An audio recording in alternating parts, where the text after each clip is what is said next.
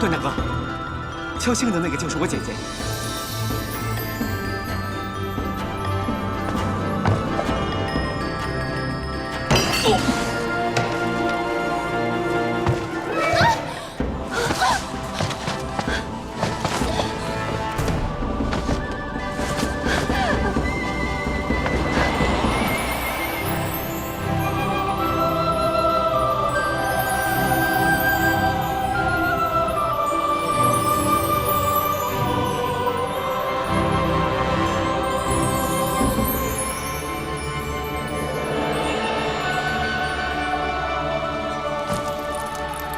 你们学艺不精，扰了皇上的雅兴，还不快求皇上恕罪！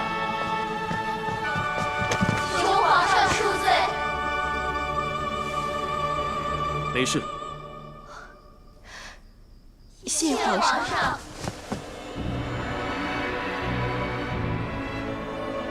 弟弟啊，累了吧？去歇息吧。姐姐会给你找一个心灵乖巧的，去侍奉弟弟更衣。好。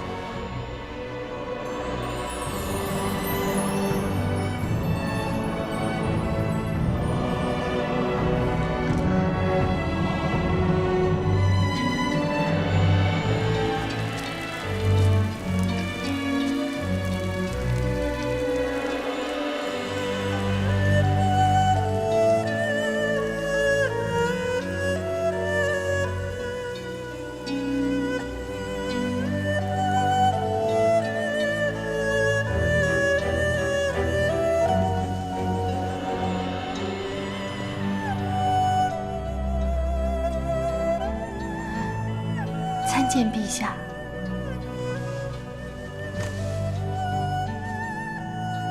起来吧。谢陛下。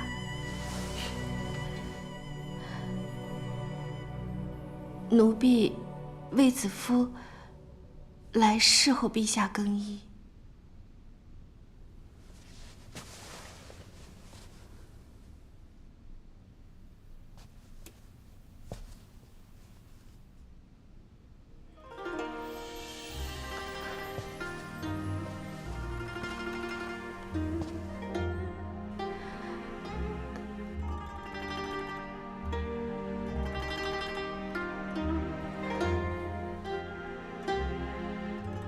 别怕，奴婢只是一介民女，第一次面对天子威仪，实在是无法不怕。天子威仪，有这么可怕吗？陛下受命于天，统四海之图计，掌天下之生死，谁不震慑呢？好，答得得体，能言善道。读过书吧。回陛下，奴婢没有读过什么书。你可比朝中的一些大臣更知道何为天子。奴婢只是听君侯和公主说的。哦，听说的。那朕倒想听听，你心目中的天子又是什么模样？那奴婢就斗胆胡言。奴婢觉得，既贵为天子，应心系天下，体察民情。怎么不说了？觉得朕不是体察民情的好皇帝，还是觉得朕被蒙在鼓里而不知情？奴婢不敢。那你倒说说，外面百姓的生活是如何？看朕是否真的被蒙蔽了。百姓苦饥寒，但官员却加以逗弄，引百姓逐金碗。苦饥寒，逐金碗。你怎会知这6个字？奴婢曾受丞相窦婴搭救之恩，以这6个字回谢窦丞相。原来就是你，朕这几日思之念之的人，就是你。上天对朕实在是太好了。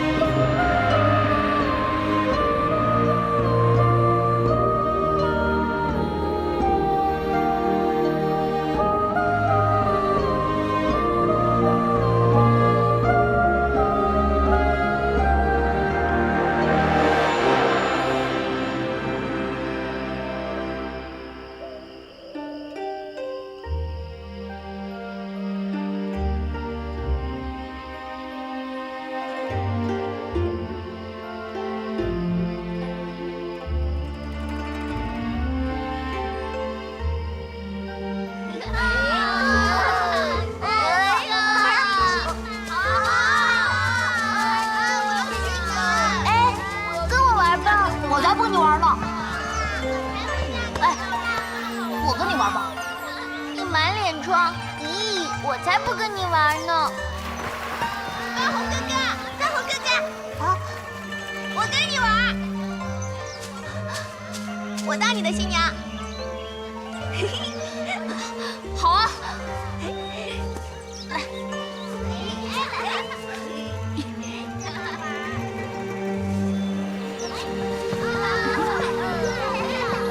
走。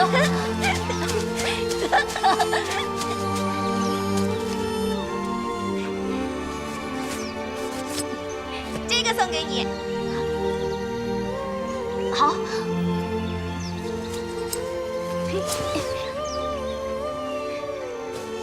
给。子父，以后你就是我的娘子了。嗯。从此以后，我们永远在一起啦。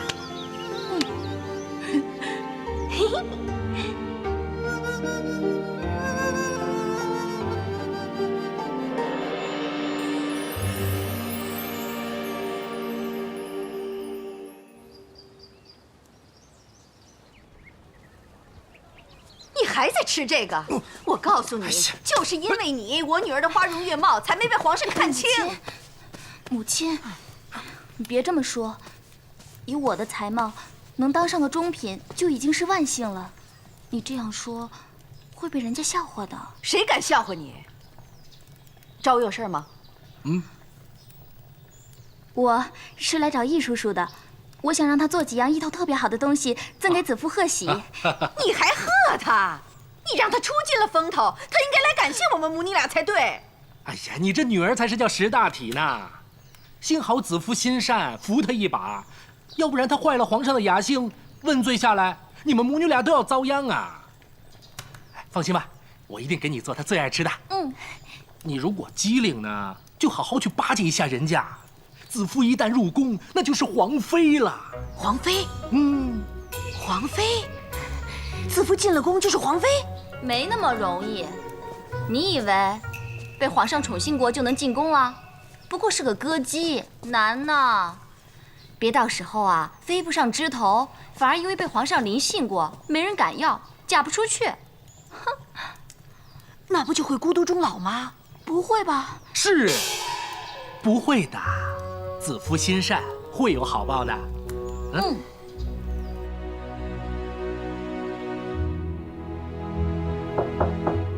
姐姐，你在吗？姐姐，进来吧。姐姐，姐姐，姐姐一切都好，弟弟不必担心。对了，你还记得他是谁吗？这不就是那天在酒社拔刀相助的？不是，他是我们从小的玩伴，你怎么认不出来他了？子夫，子夫，子夫。子夫，端红哥哥，我迷路了，天又黑，雾又大。你别怕，我带你回家。哎，你不是说北斗星可以指方向吗？可是现在看不见星啊。子夫，你别怕，虽然没有星，但是我可以当你的北斗星啊。好啊。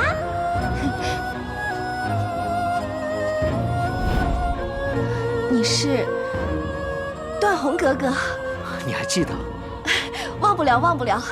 子父每当在荒野或者遇到不开心的事情，就会想起段宏哥哥这颗北斗星。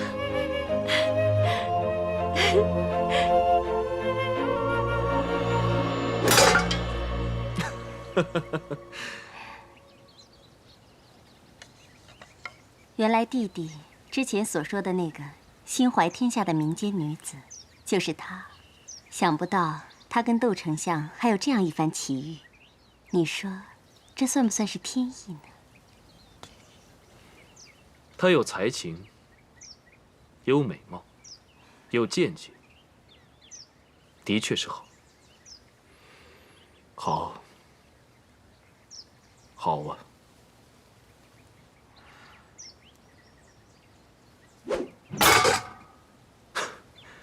果然好。既然他这么好，弟弟可曾想过把他带回宫，将来就让他常伴君旁？难道弟弟顾忌皇后，妒忌心重？姐姐说了，弟弟所记的不止皇后一个人。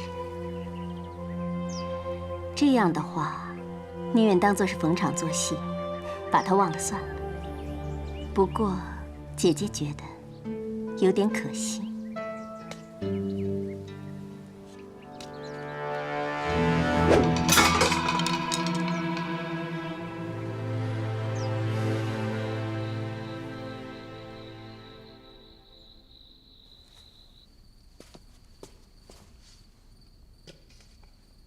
谢陛下，谢陛下。谢陛下。姐姐府上该赏赐的，是否都赏赐过了？陛下，还有卫子夫未领赏。对，就赐白玉镯1对，翡翠玛瑙串饰各1副，黄金30两。诺。宣卫子夫。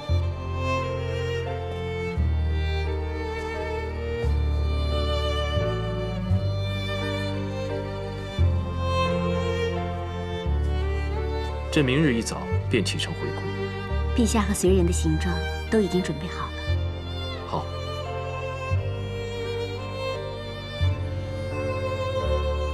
谢陛下。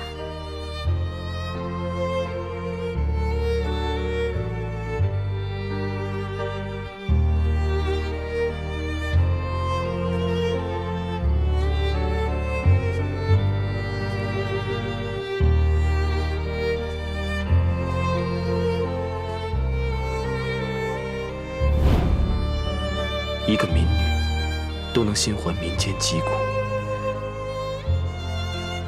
百姓苦饥寒，但官员却加以逗弄，引百姓逐今晚。苦饥寒，逐今晚。朕这几日思之念之的人，原来就是你。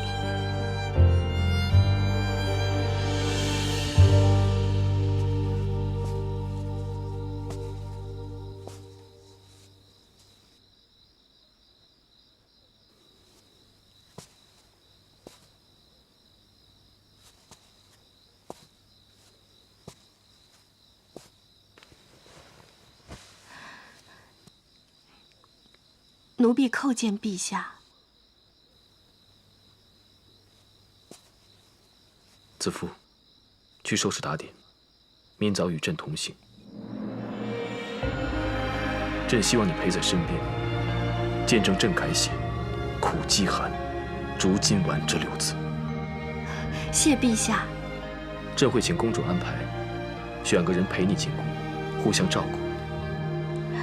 公主说，你与弟弟卫青2人姐弟情深，那就让他一同入宫，再见张公当差吧。陛下爱屋及乌，奴婢。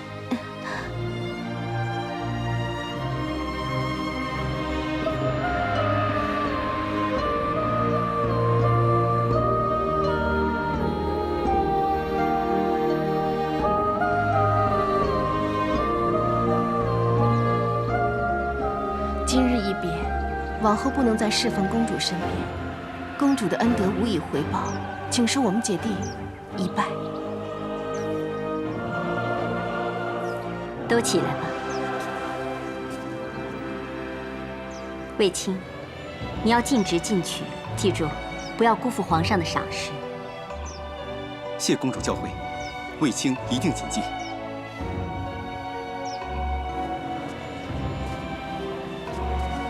子夫啊，你能够进宫，着实不易。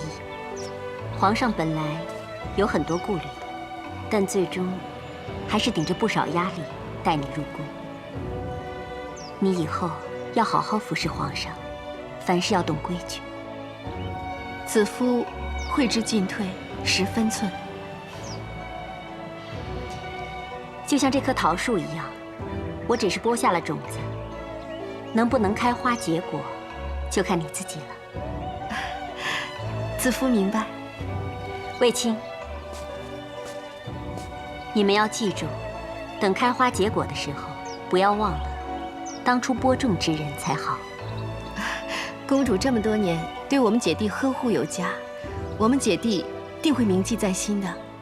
但愿你们姐弟两个的前途一片坦荡。谢公主。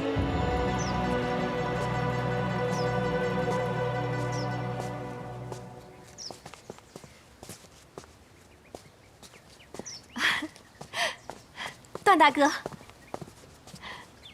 子夫，准备好了吗？我是来护送你入宫的。方才常总管跟我说，会有位关大哥来安排我入宫的车马行程，没想到，竟然是段大哥你。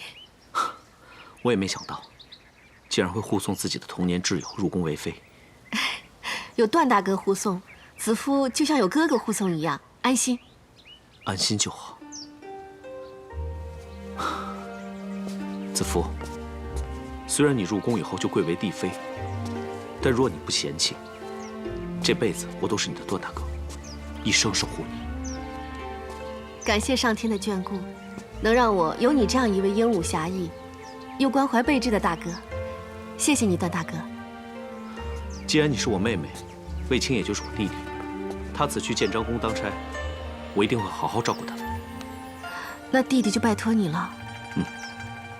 段大哥，我知道能进宫当差对卫青是好机会，可是这么多年，我们姐弟俩从来都没有分开过。子夫，我们都成长了，卫青会闯出自己的路，你就安心随我登车启程，穿过章城门，在御河边会合皇上，进未央宫吧。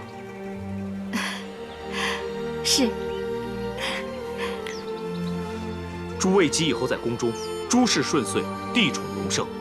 谢段大哥，有劳段大哥引路了。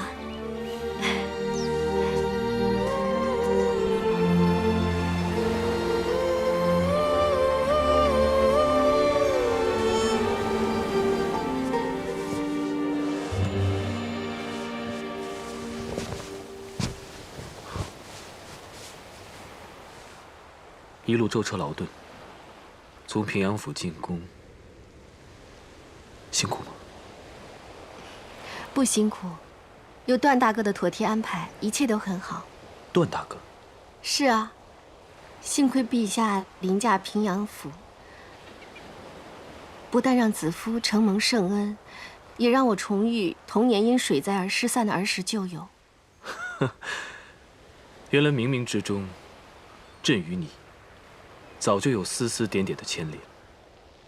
上天让你居于平阳府，又让你遇上窦丞相，并写下触动朕的苦饥寒、竹金丸。如今你那位段大哥，又是朕的侍卫，朕之前还颇为忧虑，不知带你入宫是福是祸。但是既然上苍都如此安排，看来朕的决定不会错。子夫，你注定就是朕的女人。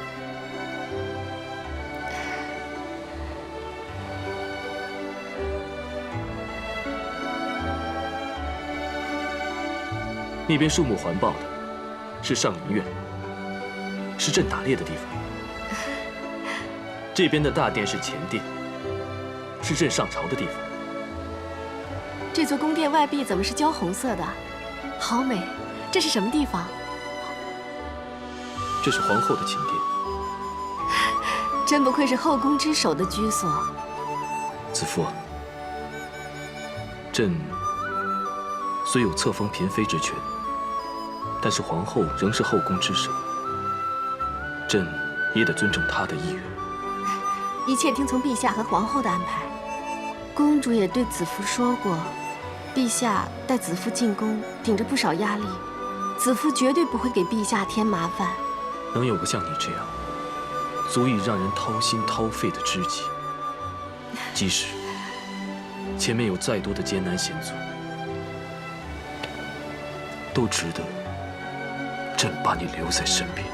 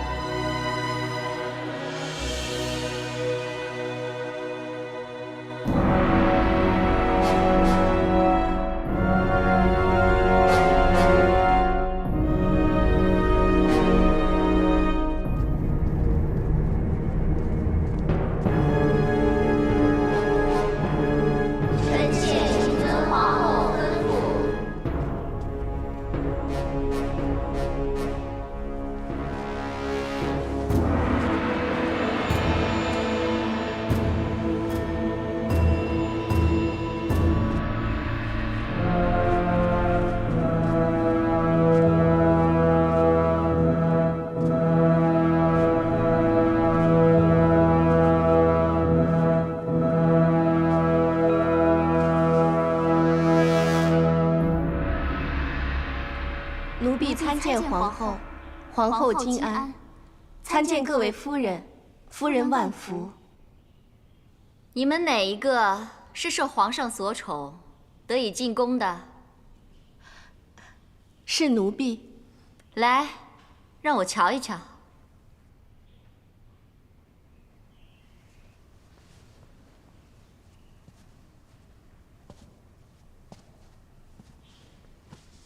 别怕，再挪近一点。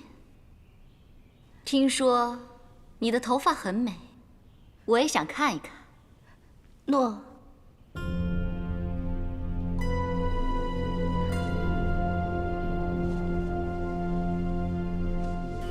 把头抬起来，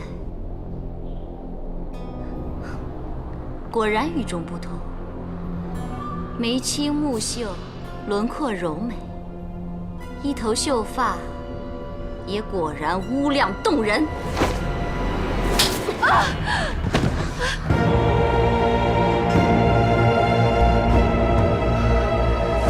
哼，果然是魅惑君主的小贱人。听说你只是平阳侯府的一个小歌姬，你凭什么踏进宫里？哎，皇后英明，刚才你打她，她一个旋身侧扭，腰姿款摆，我看这身子确实有引人之处啊。我们不是出自皇亲贵胄，就是高门大族，现在竟然来了这么一个歌姬，叫我们如何自处啊？皇后可是当今太皇太后的亲孙女，窦太主的亲女儿。姐姐，你这么说，把皇后置于何地呀？把她转过来！你敢抗旨？把她转过来！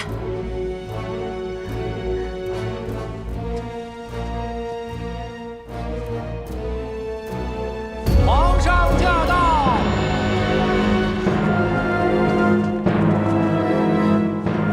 住手！陛下圣安。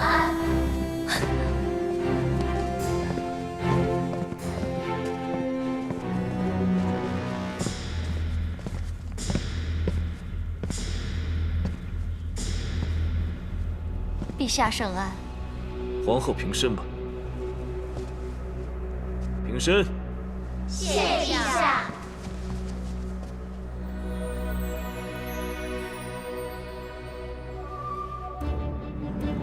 朕回宫后，本想向太皇太后请安后，便来看你。不想，原来你在召见魏晋。不知道皇后收到朕的礼物没有？陛下是说那盏金乌灯台吗？臣妾好喜欢，但是一送过来就被臣妾打翻了，摔坏。陛下送此灯，是想重提当年金屋藏娇之诺吧？朕正是此意。此灯被毁，不是太可惜了吗？可惜，当年之诺，随着时日褪色被忘，这才叫可惜。陛下如果不是为了新人，也不会跟臣妾再提誓言吧？朕是九五之尊，有为汉家天下延后嗣之责，选妃纳妾在所难免。皇后是六宫之主，所以同样也该以延续后嗣为己任，何不拿出气度，包含其他嫔妃？臣妾听出来了，陛下是嫌弃臣妾没能诞下龙翼是吧？朕没有这个意思，朕只是希望皇后能够明大义、识大体。陛下所说的识大体，就是把那些唱曲的、跳舞的，不论身份好歹的，都带回宫里，以乱后宫。皇后说话请自重。陛下为了这个卑贱凌人，是要吓唬我是吗？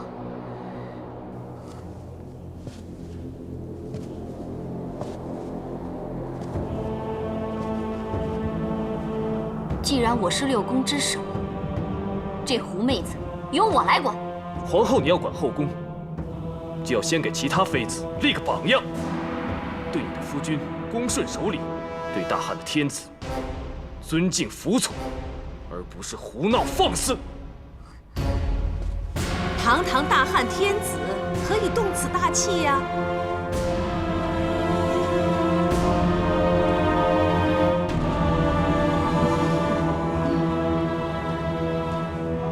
下万安。母亲，皇上带了个市井歌姬进宫，做了这等荒唐事，还跟我讲大体。出自平阳侯府的，何以被贬为市井？姑母，朕要的大体，只是以事论事，要有起码的风度。母亲，你呀，这是你自己招来的气受。陛下，皇后当众失了分寸，是馆陶教女不严，还请陛下多多见谅。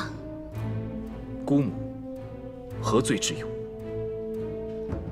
你呀，既然贵为皇后，就该比其他人更加懂得礼数，言行要以礼服六宫。皇上乃天子，对于朝廷和后宫所有的礼法，他都十分的清楚，何须你费神担心？皇上怎么会不知道新来佳人子的出身呢？又怎么会忘记，民间女子一定要先学会宫中礼仪，才能有资格册封，是吧，陛下？你身为姐姐，就应该以身作则，好好管教，让她能够早日侍候君王嘛。陛下的人，我管教不了。这倒也是，管教也要观其才智。但是皇后，规矩不能废，你不教也要有别人来教，教好了之后再论册封，这才是有风度、识大体，是吧，陛下？姑母说的有道理，这我就放心了。对了，陛下，刚才去向祖母问安的时候，有没有提到带歌姬入宫这件事啊？皇太后知道此事后，听说好像很不高兴。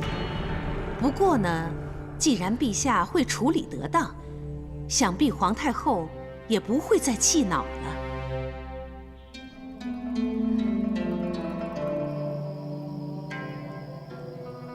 彻儿，你千万要清醒，莫为了一个歌姬而坏了与皇后和窦太主的感情啊！母后，儿臣当然明白其中的利害，可是身为一国之君，也不能处处忍让，让皇后得寸进尺。儿臣只是以礼压压她的气焰。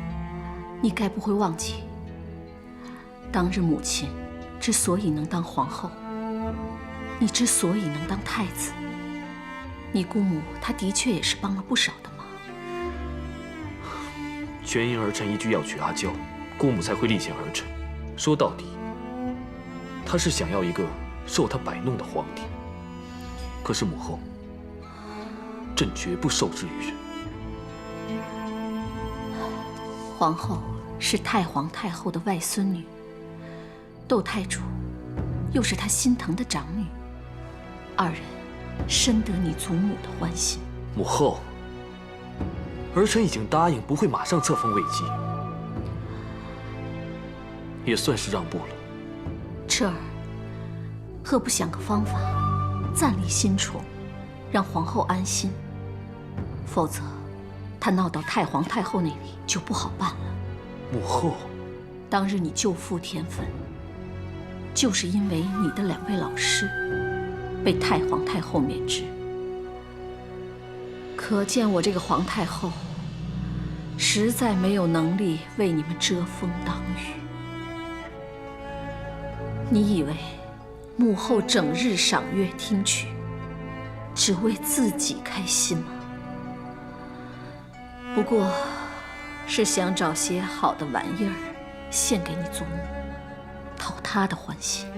母后，太皇太后开心了，你的皇位才能够稳固，保住了皇位，母后才可以安心呢。彻儿，母后就指望你了。母后放心，儿臣会暂离宫中人事，出宫巡视，绝不会让母后为难。为免地方官员事先设置，儿臣会以平阳侯的名义微服出宫，以便了解各地灾荒实情，知道民生所需。彻儿，你有这份心，母后也就放心了。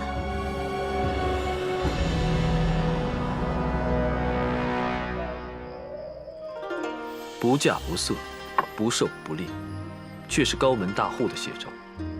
其实高门大户什么都不做，倒也还太平。就怕是硕鼠，硕鼠硕鼠，无食我黍；硕鼠硕鼠，无食我麦。古人以硕鼠为师，来形容那些巧取豪夺的恶官商贾。朕以前只是读过，这次出宫，真要好好的视察。陛下以民为本，奴婢替百姓谢过陛下。你确实不同，明白朕，不会只图恩宠。妃子从来没有如你这般的。奴婢不敢当，只是奴婢出身民间，所以对民生自然更多了解一些。那你以后啊，可要多跟朕说说，让朕知晓百姓的生活实情。其实朕离宫后，最放不下的就是你。陛下不用担心，奴婢在这里一切安好。只要陛下心里有奴婢就好。朕在外面，每个清静的夜晚，只要看到这片浩瀚的星空，便会想起子父，你知道吗？朕第一次看见你的眼，就觉得里面藏着星海，闪耀生辉。奴婢第一次见到陛下的眼眸，就像是在满天的繁星中见到最亮的那一刻，让奴婢感到无比温暖安心。那最让你安心的是什么星？北斗星啊！因为它能指引你方向。而且在我无助彷徨的时候，只要看到它，就觉得在被守护着，不用再害怕了。好，那朕就是你的北斗星大哥。北斗星大哥，天大的事，有朕护着你。朕离宫之后，你要万事小心。等朕回来。嗯。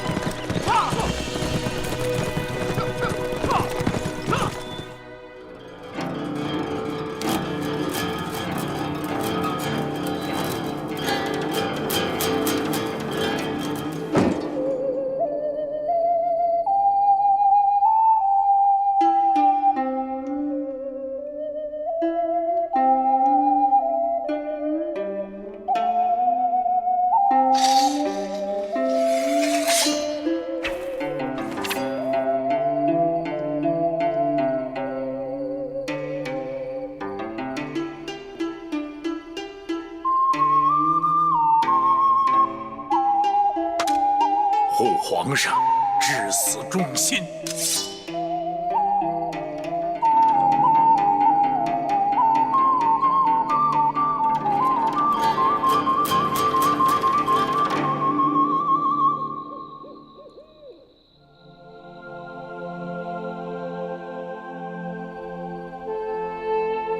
朕之前只知道你剑术了得，原来你如此才情横溢。你还有什么是朕不知道的？臣从小练剑，练累了就随便吹嘘，自娱自乐。刚才朕所奏的，等闲之人未必能懂，更何况是依调附和。朕从你的熏声中感受得出，你沉稳刚健，甚不简单呢。比陛下差远了。陛下的琴声中可见凌云壮志，雄壮豪迈，其浩然之气都在心中。可惜心中所怀凌云壮志，要掌握实权，才能得以尽数。乌云蔽日，只待清风。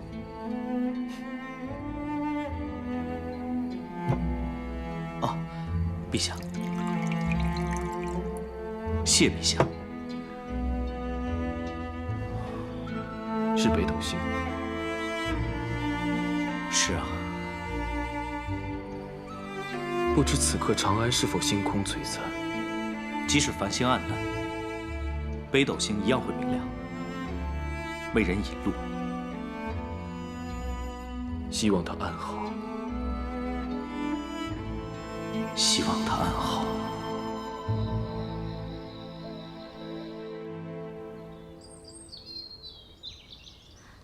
瑞姬最熟悉宫中规矩，是先祖孝文皇帝的宠妾，就是年纪大了，身子弱，需要有人照顾。瑞姬一定会将所知的相授，你要向她好好学习。多谢樊娘提点，也请樊娘照应一下与我同来的沈家。放心吧，知道她善于刺绣，已经派她去知识刺绣了。这就好。小倩，这是新来照顾瑞姬的，叫魏姬。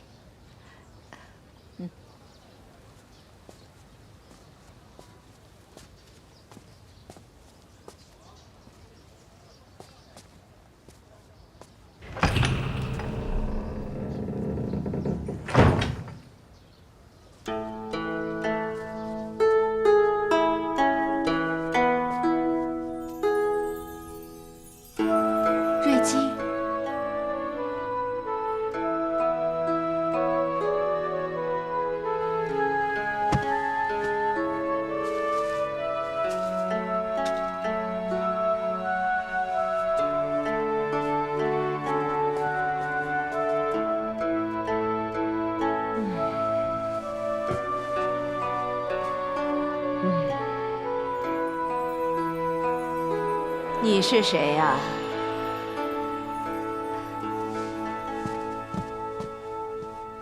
奴婢卫子夫。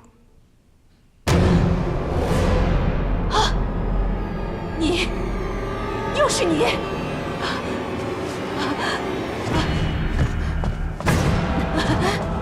瑞姬！瑞姬！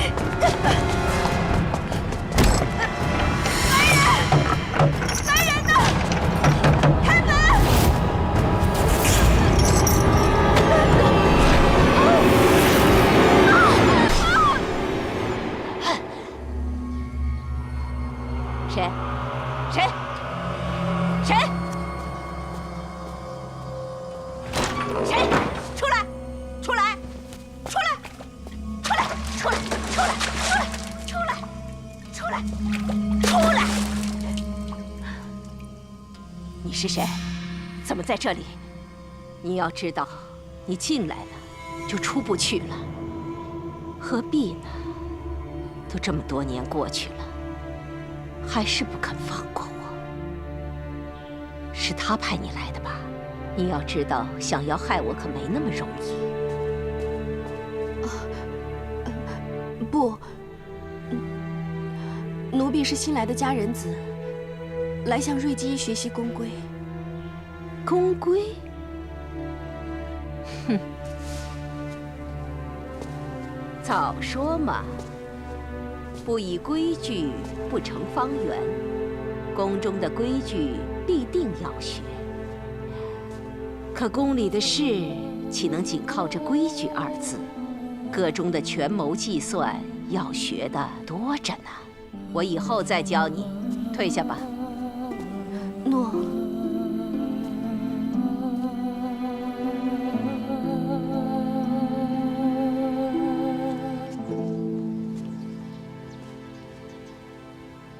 姐姐，姐姐，我是送饭来的。小倩，为什么锁着我们？瑞姬怕是病了，需要诊治。麻烦你通传一声，叫樊娘放我出去，叫鲍世成。瑞姬她有狂癫之病，治不好的，鲍世成来也没用。把门锁起来，就是为了不让她出去。什么？姐姐，对不起，我实在是过意不去。其实，本来是安排我来服侍瑞姬的，谁知道临时换了你来。谢谢你，替我挡了这灾祸。这瑞姬，大家都知道她危险。我听说她在这北宫已经困了40年了。她本是先祖孝文皇帝的佳人子，可是不知什么原因，她得了狂癫病。大家都怕被派来服侍她。进来容易，出去难。瑞姬，她能伤人，她随时都会发狂的，日夜提防也没有用。我真不知道你留下来日子怎么过。没关系，甜亦乐，苦亦乐，安之乐之，心善之间。既然不能离开这里，那我就安心留下来。你放心吧，我会事事小心的。再小心都没有用，狂癫的人呐，什么事都做得出来。早前呀，被派去照顾瑞姬的宫女啊，有一个被他打死，还有一个被他……你没见我在熏香养神吗？不知道你在说什么。是，小的刚才说什么，窦太主啊，全听不见。你向来做事妥当，本公主很欣赏，赏你300金，带樊娘去领赏吧。诺，谢窦太主。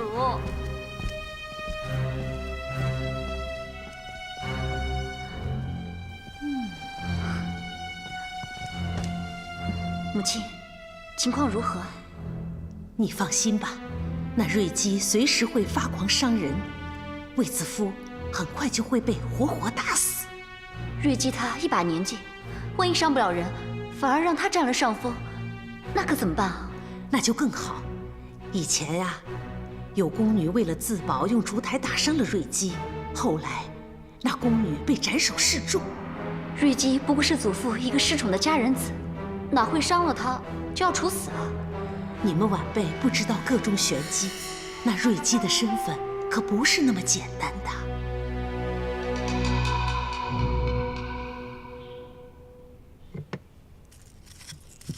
聘则为妻，奔则为妾。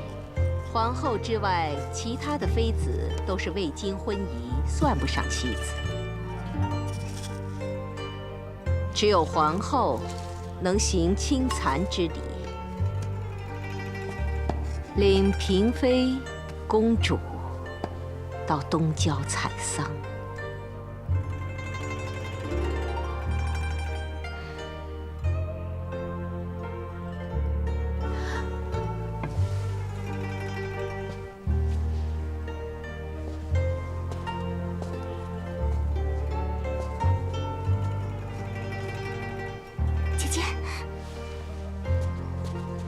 姐姐，你还好吧？我还好。对了，你替我去看沈家了吗？当然有，他很好，你就放心吧。只是知事事忙，他给累坏了。在我心里，你是在代我受罪。只要你在这里能安然，我就放心了。别担心，其实只要不打扰他，不引他注意就没事。那就好，姐姐，那我先走了。你自己一定要小心呐。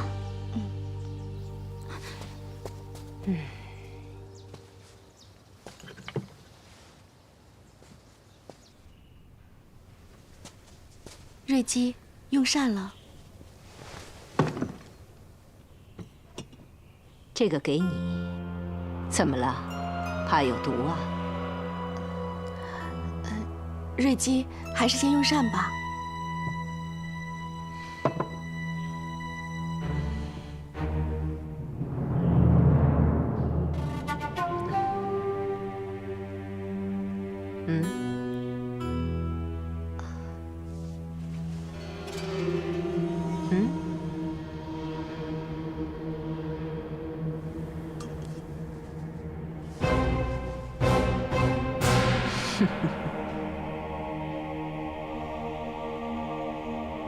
你知道，在这世上，哪种死法是最痛苦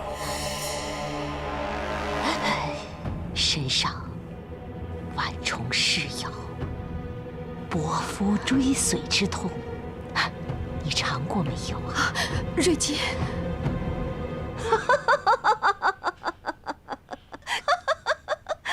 看你吓成这样子，没事的。好吧，看在你肯喝我的甘草汤份上，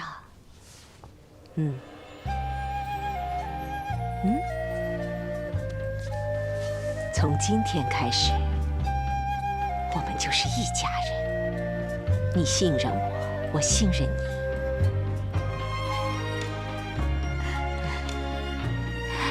来，我们用膳吧。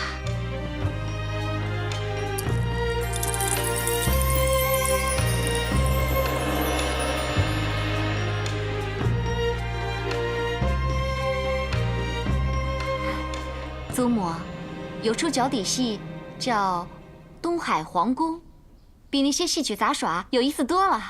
娇儿，你说说看。这个故事讲的是一个叫皇宫的东海人，他年少时学了一些法术，这法术可以擒虎捉蛇、兴云雾、造山河。有这么厉害？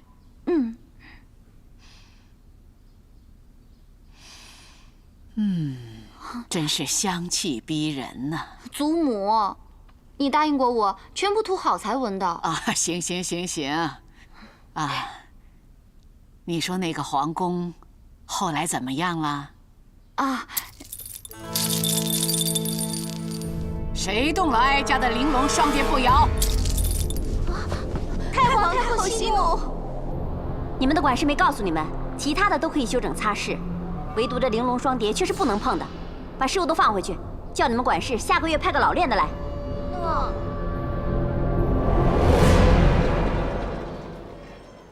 华宫美军，快来看，值8000钱一丈，快来看！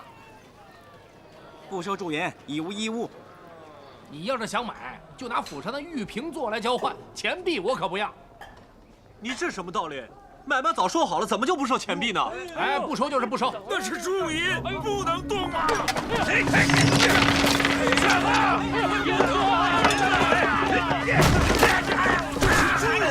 你们要干什么？那是官银，不能碰啊！我就是要把这些破钱币全砸了。是管夫。干什么？不许抢！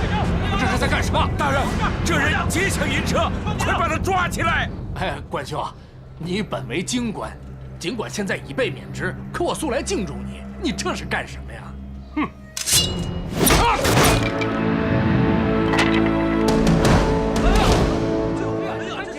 这就是你私铸的银钱，我劫抢你的铸银，就是想要告诉大家，你这是在劫抢百姓的血汗。全因为你这种铸币商铸出这种缺斤短两的钱币，商贾们才拿这些伪币做薪资。你看，这就是你们贪婪者的祸！把这事给我带走！快，把你给我拖回去！说得好，做得好！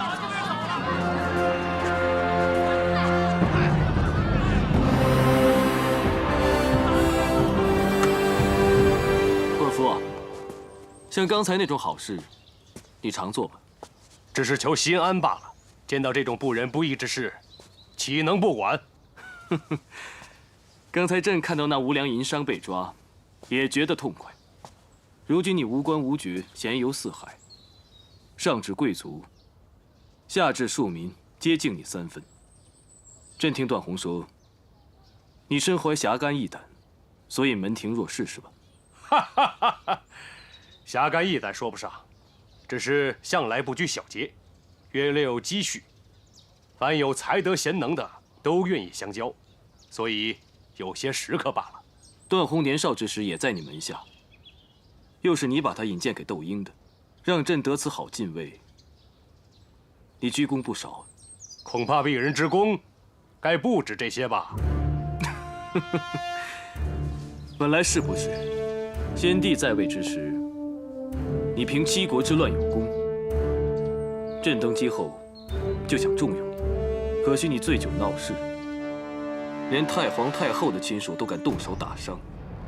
朕把你远调燕国，你却又再次鲁莽伤人，被免职也是理所应当。不过鄙人还是那一句，但求心安。但求心安，很好。听说你善于武打，而且谁的情面都不给，不知是不是？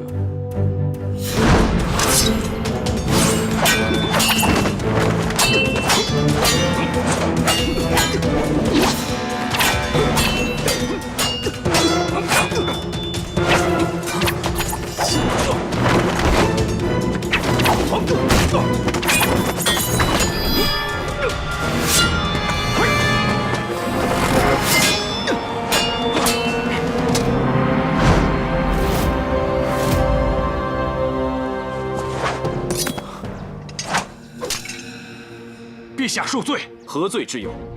朕一次事件，便释出2个忠臣，快意得很。谢陛下。段宏听风，段宏在，你舍身护主，朕今封你为七门仆射，臣必誓死为陛下保驾护航，死而后已。起来吧。谢陛下。至于你，进退有度。朕之前认为你鲁莽，难成大事，看来是朕错了。陛下言重了。你见多识广，门下贤才无数，朕希望你能推荐可用者，让朕差遣。将来朕新政得成，定会顾念你的大功。谢陛下。鄙人不求什么封赏，指望能助陛下一臂之力。陛下明德亲民，必成旷世明君。朕这次往民间走这趟，终能亲睹民生疾苦，体会所谓苦饥寒，如今丸的深意。这6个字，足以驱策朕当个为民立命的好皇帝，不负一人。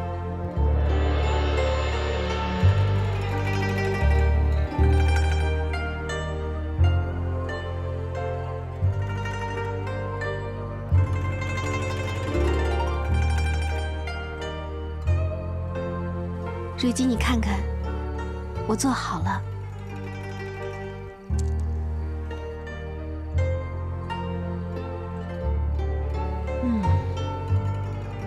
好香啊！算你聪明，我1顿饭的功夫，你就把这个做好了。好，值得我再教你盥洗之礼。谢瑞姬。足容重，目容端，手容弓，头容直，气容肃。请瑞姬灌手。很好。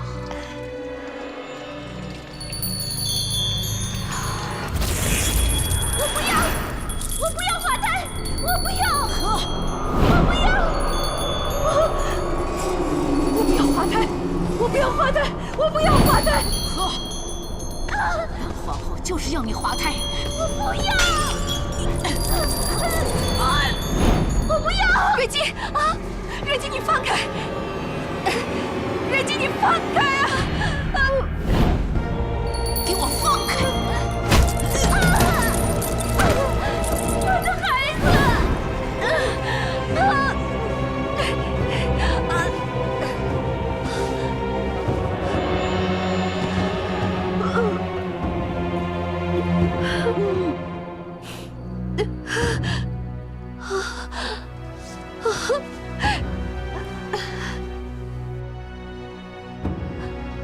我的孩子，母亲保不住你。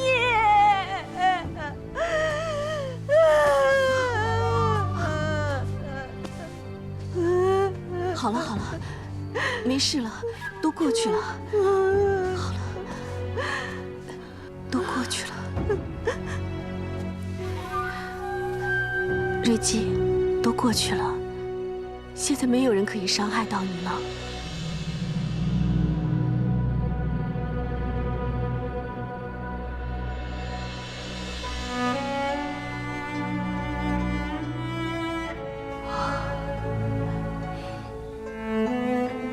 我刚才对不起啊。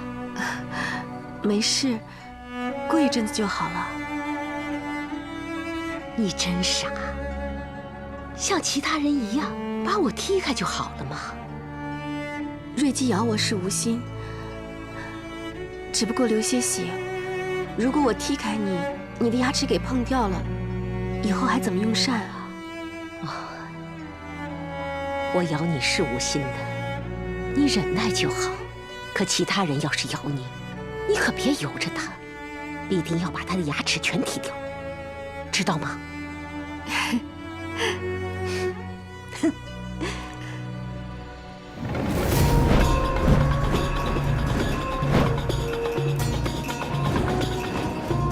娇儿，你怎么这么快就灰心丧气了？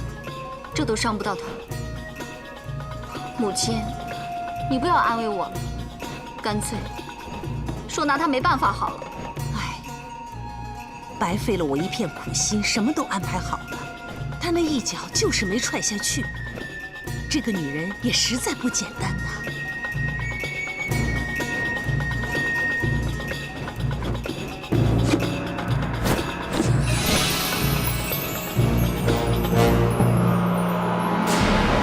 你敢拿花来刺我？小人知罪，请皇后恕罪。退下。诺，小人告退。娇儿，您勿需紧张，那花虽有暗刺，始终伤人有限。那倒未必。一向谨慎的皇上，为了他焦躁起来；一向狂癫的瑞姬，却为他安静下来。母亲，你说我能不紧张吗？唉，既然这次那颠覆没伤着他，他也没伤着那颠覆，那不如就……母亲，难道除了铃声，还有别的办法，可以让瑞姬发狂？何须让他发狂？他没有弄死那小贱人，那就让那小贱人弄死他。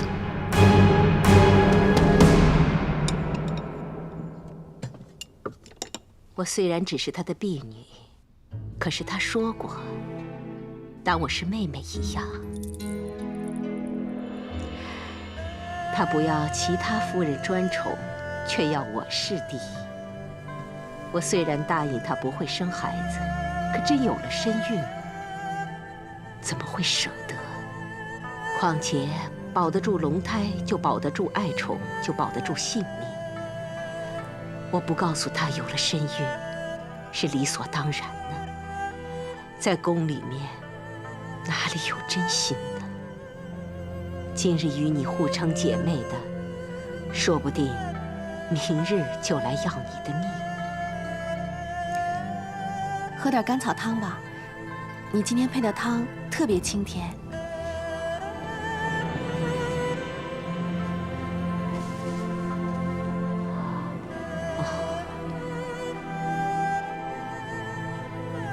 唉，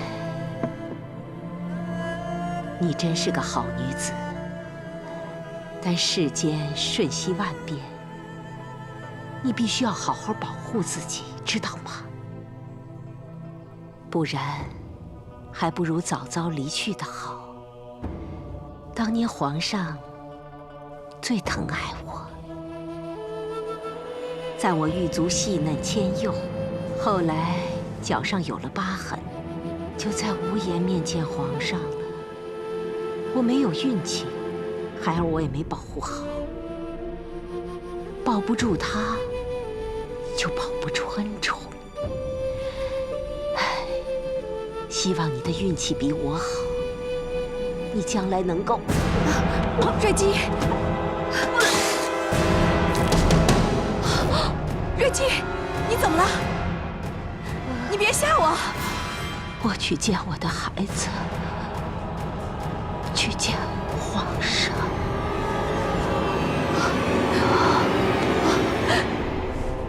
你别吓我！来人呐！来人！来人呐！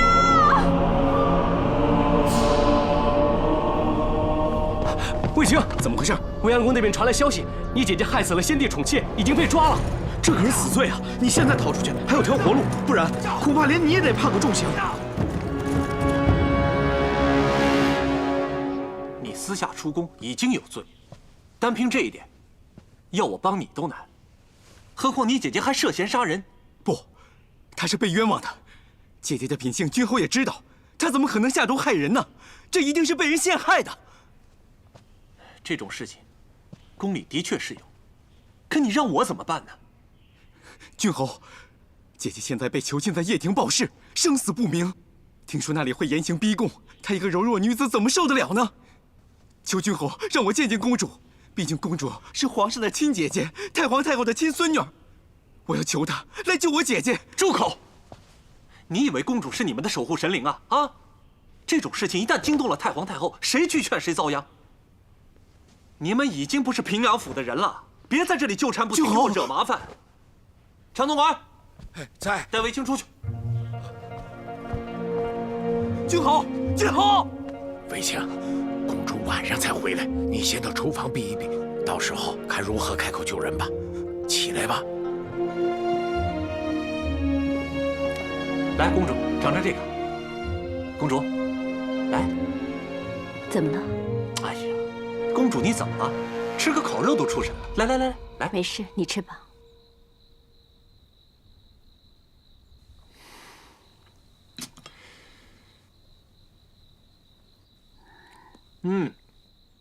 这一寒真不简单，肉不错。这是什么肉啊？跟之前不太一样。回公主，这叫忘忧肉，忧结在心之人才吃得出它的味道，而且它芬芳如草，甜蜜如花，让人犹如置身于花草之间，忘忧解愁。你这个疯厨子，净说些疯话。这肉不就是加了香草和乳蜜烘烤而成？公主吃得开怀就好。好。还有什么事吗？小人这个月下旬想告假几天出城。你如此费尽心思，就是为了这个？公主心情好，就什么都好说嘛。看你嘴甜，准了。谢谢公主。公主，哎，大胆，你怎么还在？公主，常总管，把他拉出去。公主，我姐姐她……不用说了，我都知道了。求求公主，救救她吧。卫青，我不是不想帮你，只是后宫之事向来都是皇后做主。别说我已经外嫁，就算我身在宫中，也无权干涉。更何况皇上又不在宫里面，就算我有心帮忙，我都无能为力。公主，现在只有公主能救她了，求求你了，公主，公主，你就救救她吧！啊！公主，哎，你没事吧你？还好这汤不是很烫啊。公主，你没事吧？卫青，你没事吧？公主没事就好。一寒，你怎么这么不小心呢？小人该死，小人该死。念在你今日准备了美味的烤肉，我就饶你一次。谢谢公主。皇太后对烤肉也是非常的喜欢，我也许久没有进宫向她请安了。小人马上准备烤肉的材料，进宫。谁说要进宫了？啊？思和，公主准备明天进宫。诺。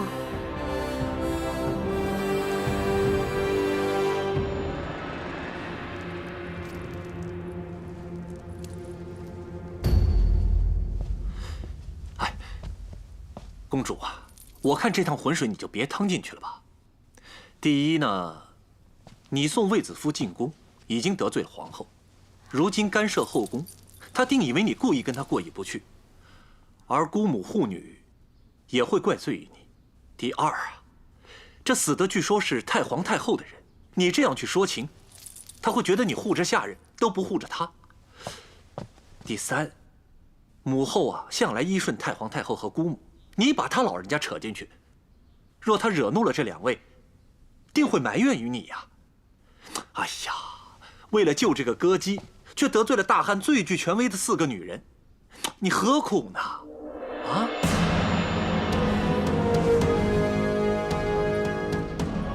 何苦？第一，卫青维护姐姐如此卖命。我是皇上的姐姐，维护弟弟也是应该的。第二，卫子夫是从我平阳府的门走进宫门的，他的荣辱早就跟我们连在一起了。第三，卫子夫是皇上喜欢的人，我能为皇上守护他，赢得皇上的信任，比什么都重要。你说对吗？对呀。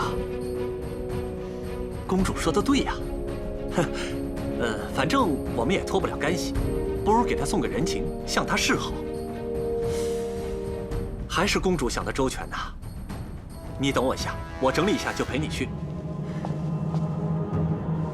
哎，那公主可有什么万全之法呀？人心情好，就什么都好。只盼着烤肉哄得了我开心，也哄得了母后。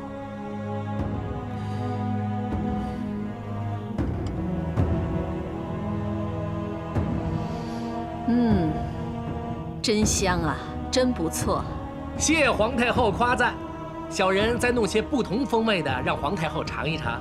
要是比这兔肉好，就赏你2锭金子。小人先谢过皇太后。母后，祖母也爱吃烤肉，待会儿叫一涵备一些，今天晚上送去长信殿吧。不必了，太皇太后说了，素食7日，无事不见客。难道和瑞姬的事有关？不知祖母和瑞姬是何关系，竟为此素食7日。对了，听说瑞姬以前是……哎呀，宫里宫外流言蜚语从来不断，真伪难辨。母后无力禁止，也无意追查，是也非也，你们就当耳旁风吧，免得惹祸上身。母后言之有理，但是卫子夫本是我府中之人，人已送，祸已惹，只好想法子补救。女儿啊，既知闯祸，更要置身事外呀。哎，明白，我们明白。母后放心，这件事情我们一定会置身事外。只不过是皇上对这个卫子夫的确是非常在意，所以我们才……皇上更不能为一个歌姬跟太皇太后过不去嘛。那是，那是。好了，今日这烤肉也吃够了，你们都回去吧。翠儿，你拿2锭金子赏一涵吧。诺。谢皇太后。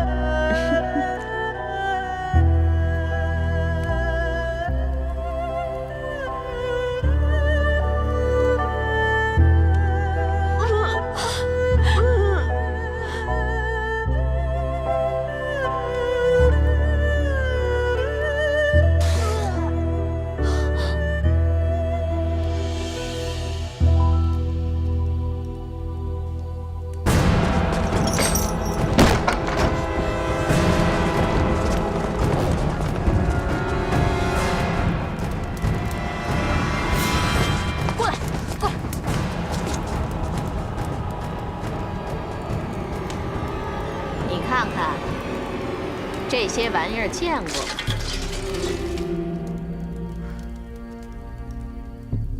怎么样？你招不招？无罪可招。好啊！谁敢伤我龙翼？你说什么？我说，谁敢伤及皇上的骨肉？你有了？你若不相信，可以去问鲍世成。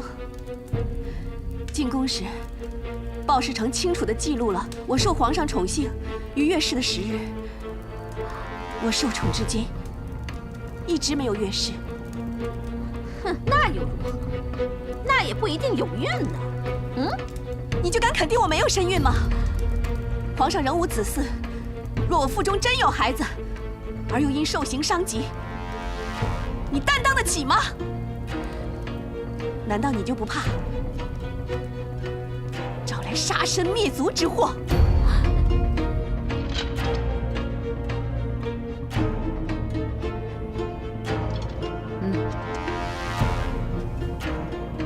确实是1个月都不到。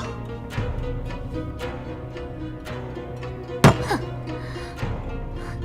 这个低贱的歌姬，竟敢用肚子来护身，那樊娘也真是没用，吓得不敢用刑。哼，我偏要对着她的肚子踢打鞭烙，看是肚子能护住她，还是她能护住肚子。娇儿，别生气，你坐下，坐下呀。一切都记录在案，你现在去动了他，万一出了事，怎么向皇上交代呀？就差这几天了，你暂且忍一忍。我相信他也不过是缓兵之计，就让他多逍遥几天吧。母亲，你知不知道我担心什么？缓兵之计倒还好，要是真的怀孕了，那我怎么当这个皇后啊？要是她没身孕，死罪肯定逃不了。如果真的有了，我要让她死得更惨，但是不能死在掖庭啊。跟你脱了关系之后，哼，我保证要让她尸首无存。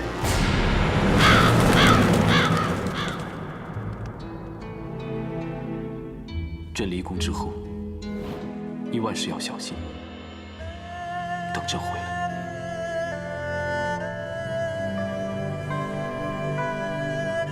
宫廷险恶多诡，今日荣耀不保证明日安然。除非你有皇子，或许能保住你的性命。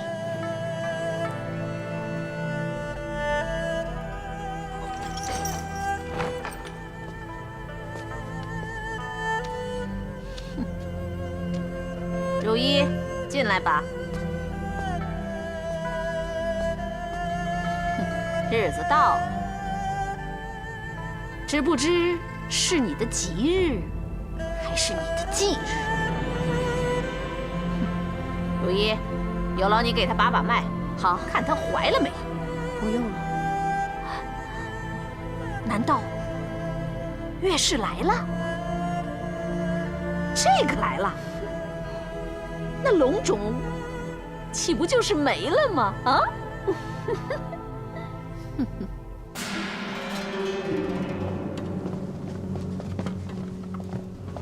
参见皇后。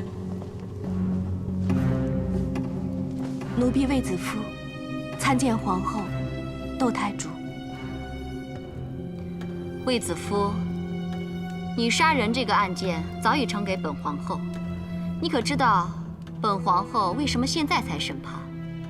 就是因为你曾受圣宠，只盼你能为皇室延年子嗣。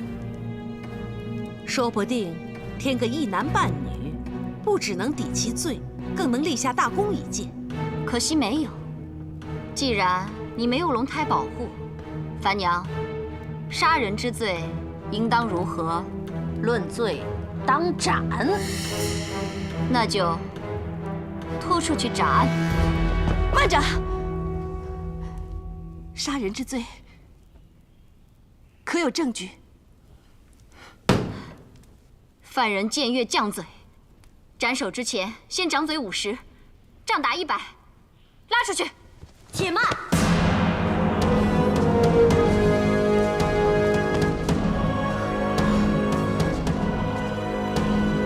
参见皇主。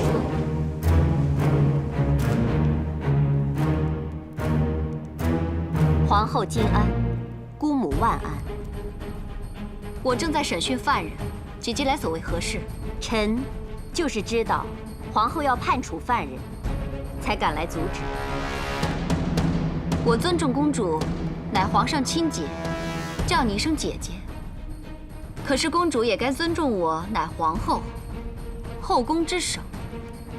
后宫之事，是非对错由我定夺；后宫之人，生死荣衰由我旨意。岂是公主你能阻的？把卫子夫拉下去，先用刑，然后斩。诺，不能斩。谁敢不听令？皇上，后宫之事，臣自不敢干预。但皇后刚才也说了，我是皇上的亲姐姐，事关弟弟家人的生死，身为姐姐，当然要通知皇上。也许是天意，皇上本已启程前往上郡，竟然让平阳府信使赶上报讯。如今皇上已在回宫路上，并传来手谕。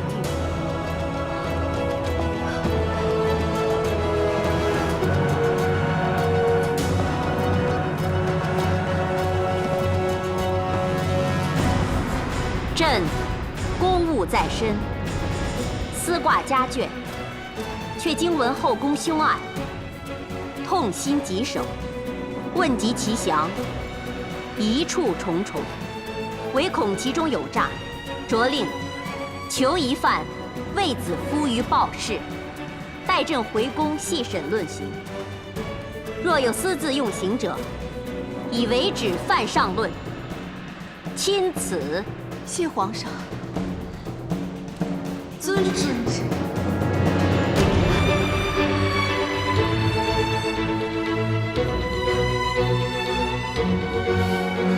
皇上驾到！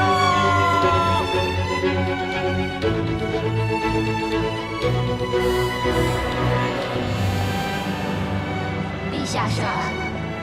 平身。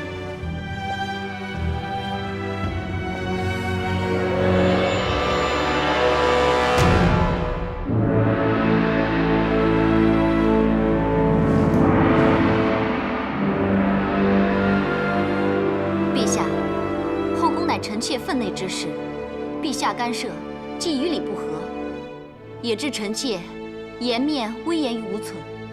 今后臣妾如何统帅后宫？还请陛下让臣妾主理此事。朕无意干涉后宫之事，但牵涉人命，事关重大，朕也想了解是非对错，不想朕的皇宫徒添冤魂。冤魂已添，是非已明。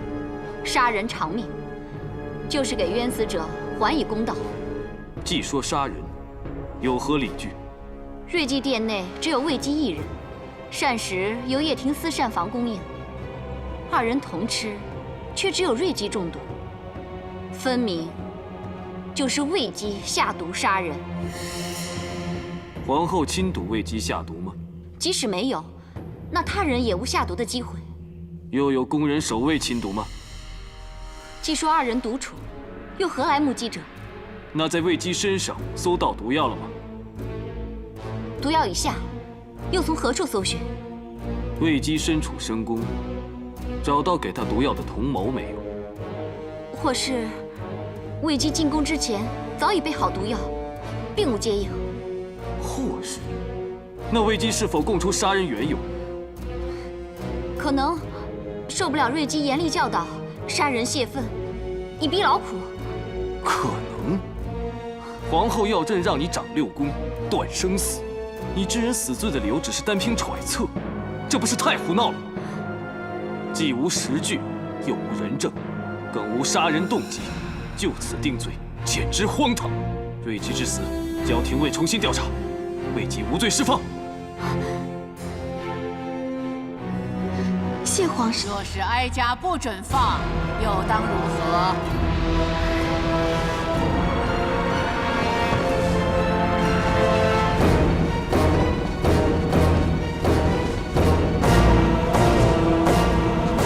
太皇太后金安。太皇太后金安。陛下。都起来吧！谢太皇太后。祖母何以纡尊到此？哀家知道皇帝和皇后在审理后宫凶案，哀家怕有偏颇，所以特来看看。魏姬杀人只是片面之词，并无杀人动机或人证物证，故孙儿将其释放。魏姬之死，交廷尉调查。母后，陛下，我有人证。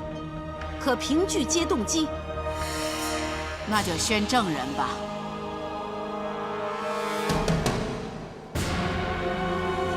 奴婢小妾拜见太皇太后、皇上皇后。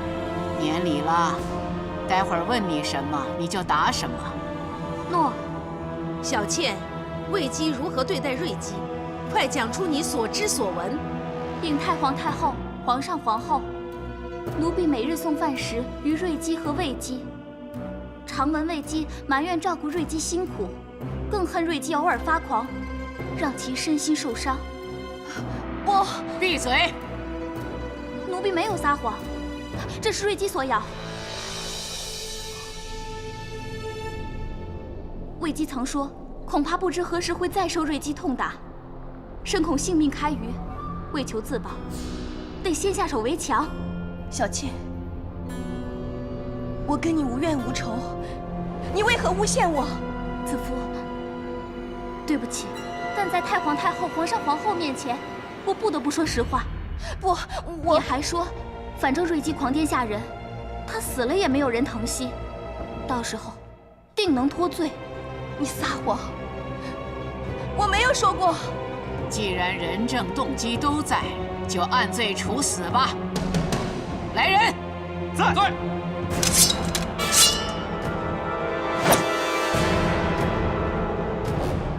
你受谁指使？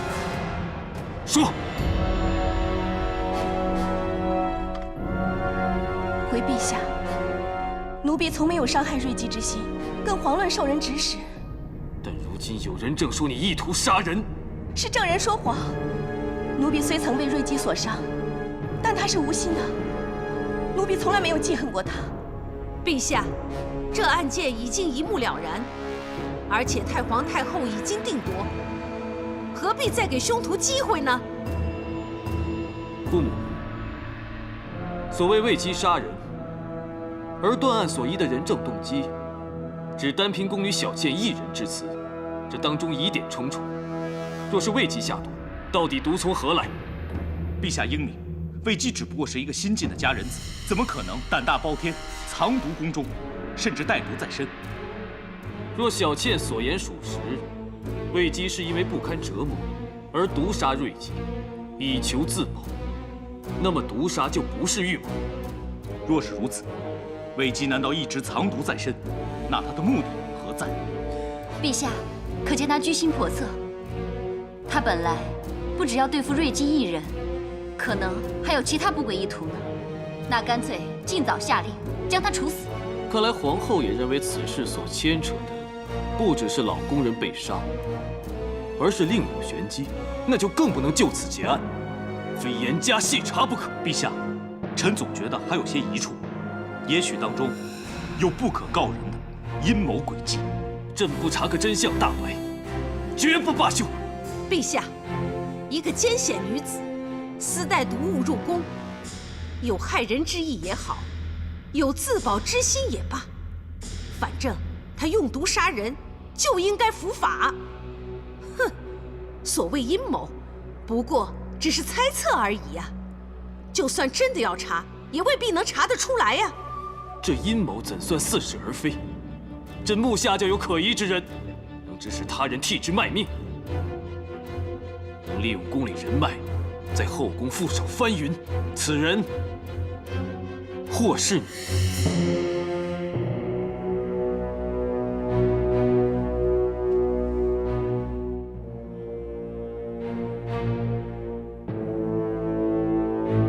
平阳公主。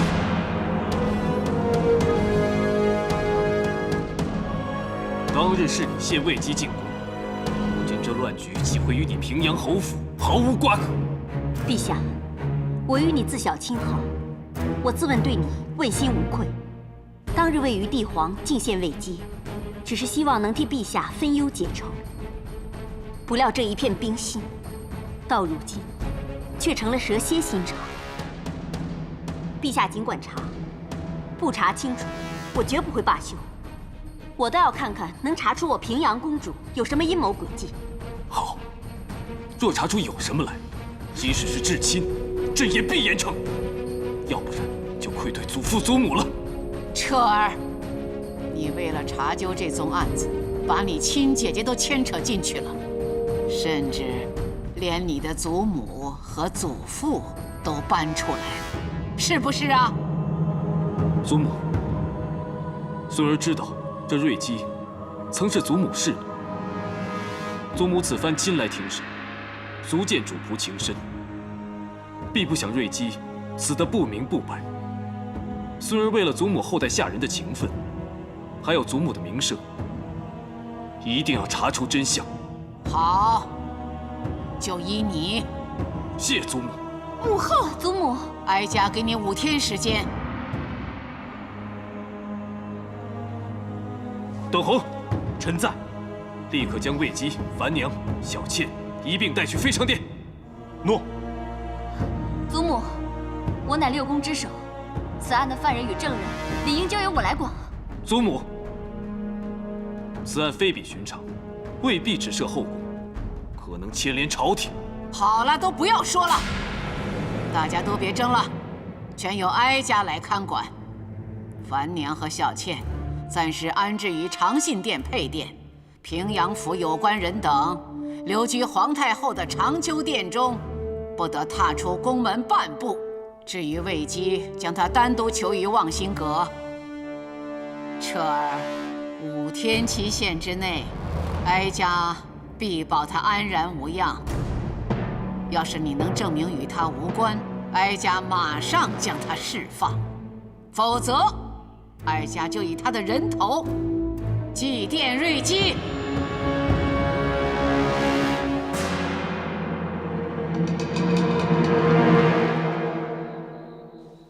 那歌姬果然是个祸害，连累我全府上下给囚禁起来。平阳侯府何曾受过这种待遇？哼！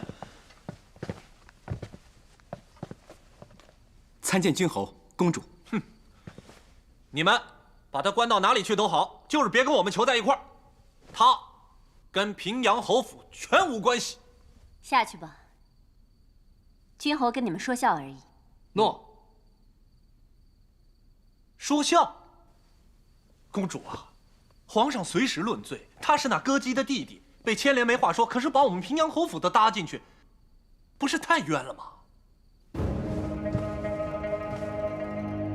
我们姐弟祸及君侯，给君侯带来麻烦，求君侯恕罪。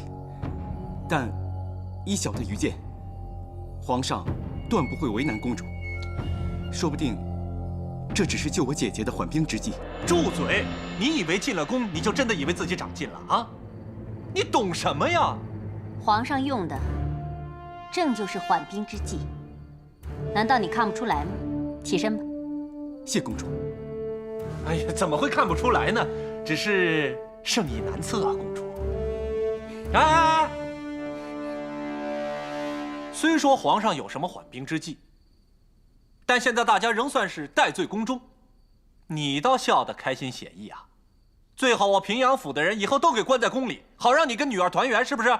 你就由他们吧，大家都出自平阳侯府，自然是要叙叙亲情，叙叙旧了。难道要哭丧着脸吗？公主，公主，君侯，奉皇上旨意，请公主到非常殿问话。问话？正要用膳呢。皇上已备好酒菜，且召来了8人不撵，恭请公主。8人不撵，君侯上宾之礼啊！啊，好。哎，公主，那你快去啊，去啊！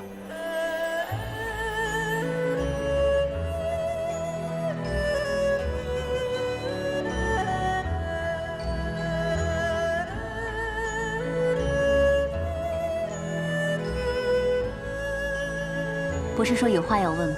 想问什么，不妨直说。弟弟想问姐姐，这新进贡的举酱酒，味道是不是姐姐尝过美酒之中最上乘的？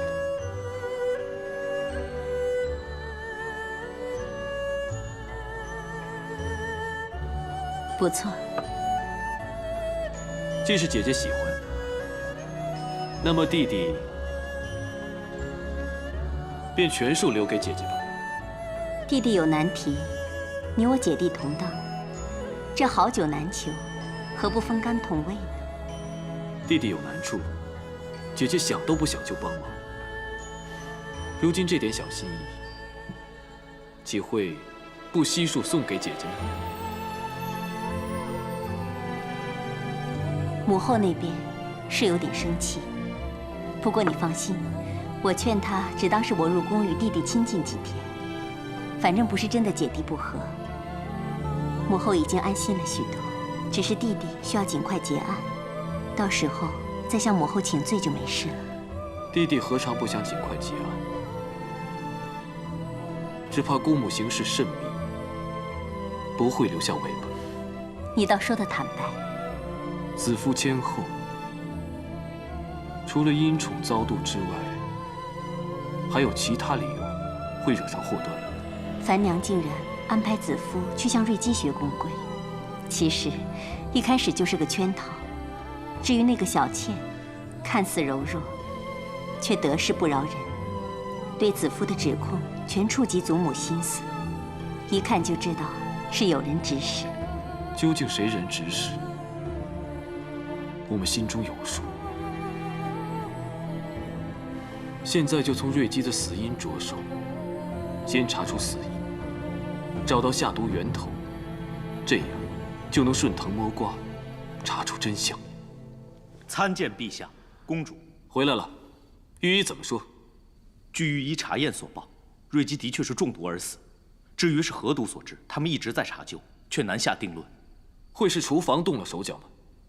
瑞基死后，御医怕是厨房出错，曾去细查，连他当日的食物残羹也留起细验，一概查不出有什么问题。臣会继续调查樊娘、小倩的一切。朕已下旨，不管任何人，如有报信，赏；有线索，赏；有证据，更赏。那我就动用宫中所有人脉追寻线索，希望尽快查出真相。如今我们最大的敌人，就是那弹指光阴。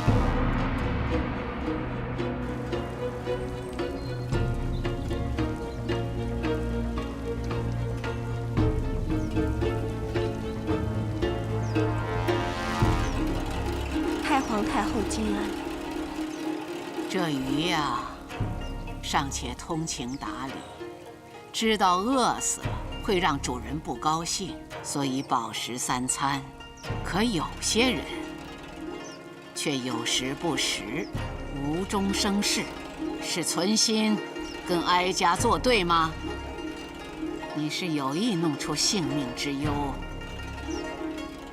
让哀家失信于皇帝，还是害了人心有余悸而食欲不振呢？禀太皇太后，奴婢这2日来只饮不食，不是存心与太皇太后作对，而是想以此对瑞基尽哀悼之思。这话倒新鲜，谁听了都觉得稀奇。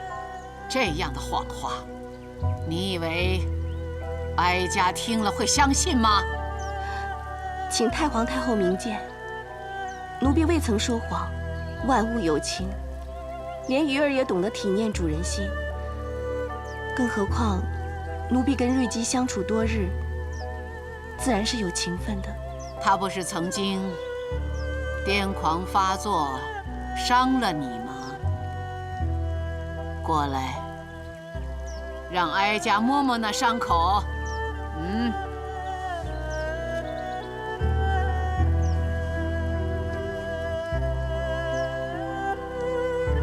哎呦，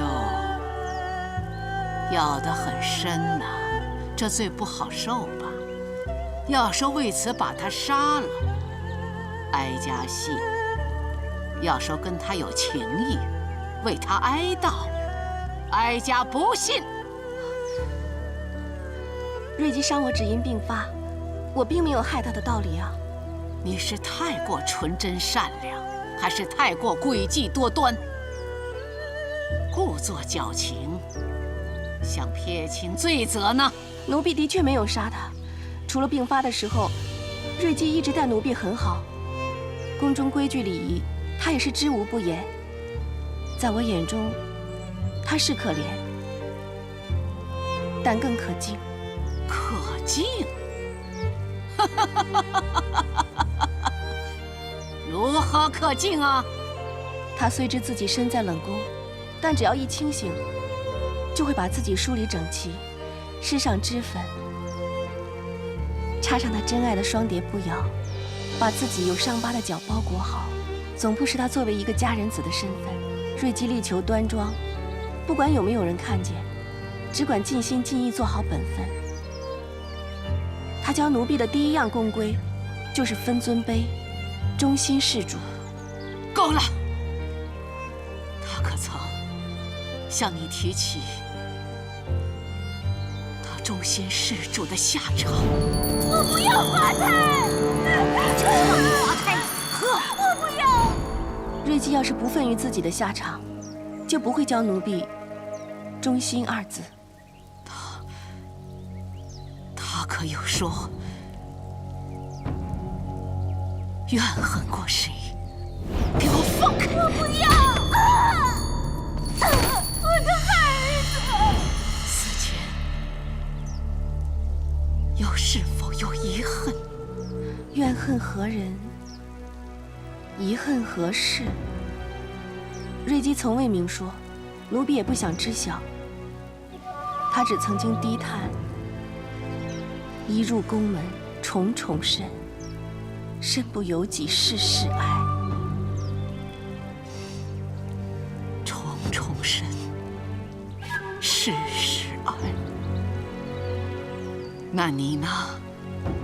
可有感同身受？奴婢从小所学，是随事随在，安之乐之，是心善至坚，与人和乐。还有，笑着日子容易过。好，哀家会将你的善事改为斋饭，让你继续哀悼他。谢太皇太后恩典。奴婢斗胆，求太皇太后赐我织机丝线。听说你之前已经向宫婢要了绢布针线，缝制绢花，得以解闷儿。现在又要织机，奴婢缝制绢花，只为装饰瑞吉棺木。今日亲见太皇太后，奴婢就在斗胆恳求，得织机丝线，织出3尺赤绫，为其遮蔽足上伤疤，让他稍补遗憾，安心而去。过来。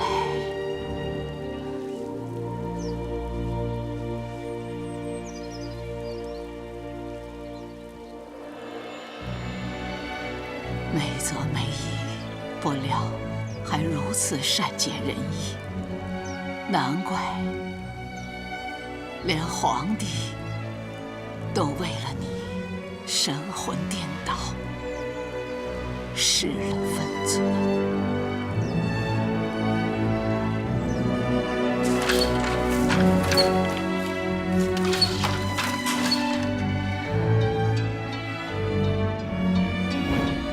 当年皇上最疼爱我，在我狱卒细嫩纤幼，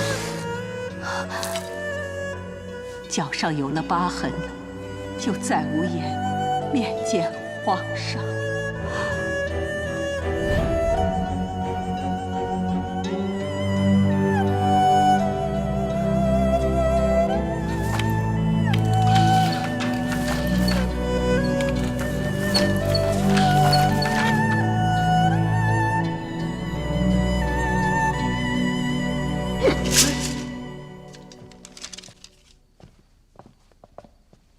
陛下，查得怎么样？回陛下，那樊娘的叔父原是御医，曾随军戍守河西一带。那他也许因此而认识药理毒物，从而对瑞吉暗中下毒。这的确说得通。可他叔父3年前已经离世了，难以进一步查证。陛下，御医们送来的医书，当中可有什么线索？若是有，朕会这么焦急吗？只有瑞吉与魏姬共处一室，所吃的东西都一样。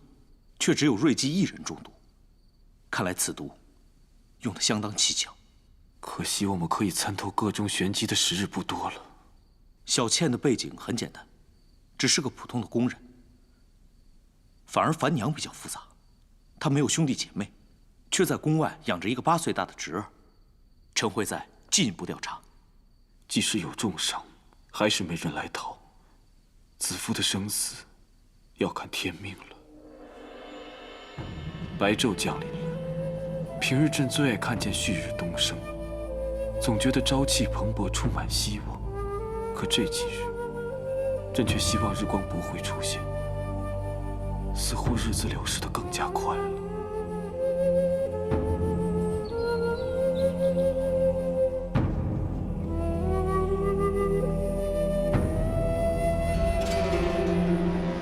皇后金安，窦太主万福。母后金安，免礼。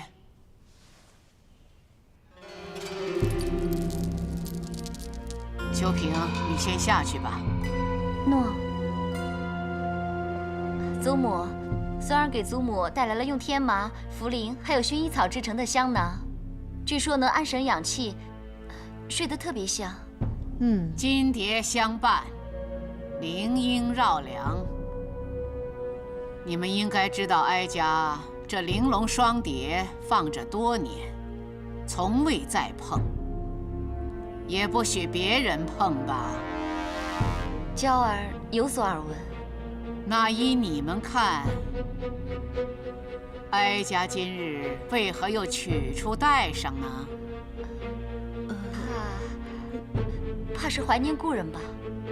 原来你们知道，有些东西，哀家收起，不等于就会忘记；有些人，哀家不见，不等于哀家就不在意。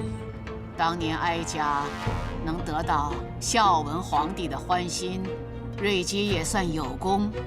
哀家本想给他一个安稳的余生，谁知道有人要断了哀家的人情。祖母，断你人情的是魏姬那个贱人。别摆弄哀家，哀家跟那佳人子谈过，他是怎样一个人，哀家清楚。哀家不是说过吗？眼盲，心不盲。母后，是不是女儿做错了什么，惹你不高兴？如果是，女儿在此求母后原谅。女儿实在是没有办法了，母后，母后，娇儿她苦啊。你知道这个后宫，即使是皇后，也是要步步为营。是，娇儿平时是刁蛮了些，任性了些，但是她心无城府。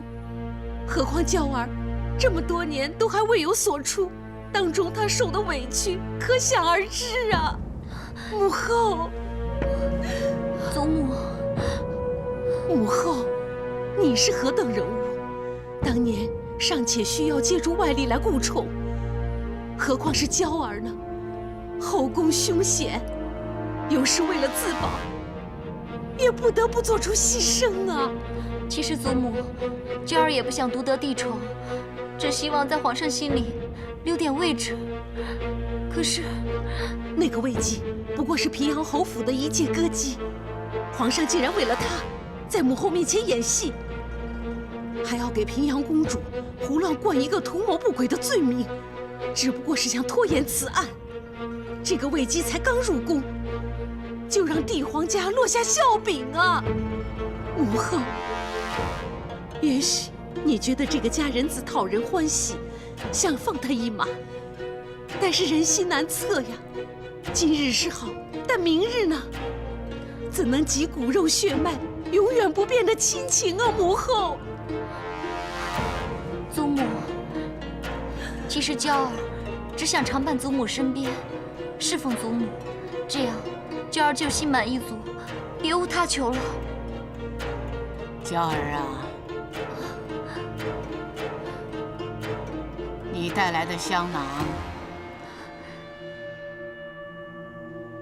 当真养神，拿给祖母试试看吧。祖母用过之后，一定会喜欢的。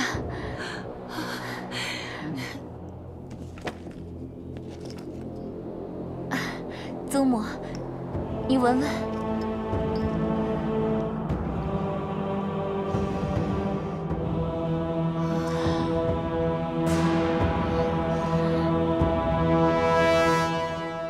根据宫人们的传言，这樊娘在宫里应该有个相好的，但就不知道是谁。臣也觉得，她跟外面养着的那个侄儿关系并不单纯。要是她真的在宫里做出淫秽之事，可能因此给人把柄，任人摆布。如果世上真有毒物，用在不同人的身上会有不同的效果，那么医师们一定会记录下来。若不是，瑞姬之死会否与毒无关？可御医已经断定，瑞姬死于中毒。其实这中毒呢，也不一定是有人下毒，吃错东西也会中毒嘛。你们看，喜娘她吃了烧兔肉，又跑去喝白菜汤，年纪大，体质弱，乱将相冲的食物呢混在一起吃。你看现在不就惨了？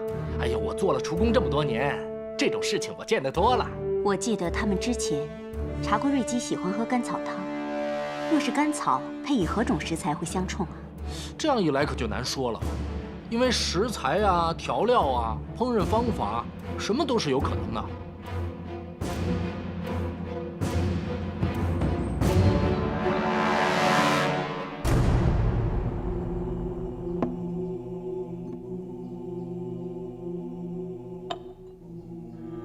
哦，这是桂花粉，干花研成的，该不会跟瑞姬的食物相冲吧？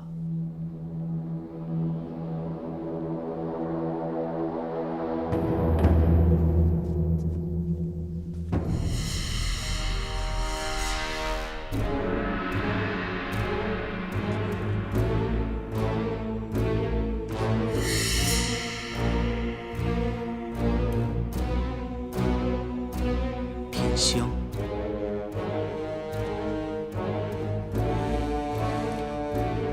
这个小的也不敢肯定。这是厨工董鱼用来制作调味香料的材料。董鱼，他喜欢用干花、香草研磨出特别的味道。他略懂医理，从未出世。哪个是董鱼？叫他出来问话。哦，董鱼前些日子回乡探亲去了。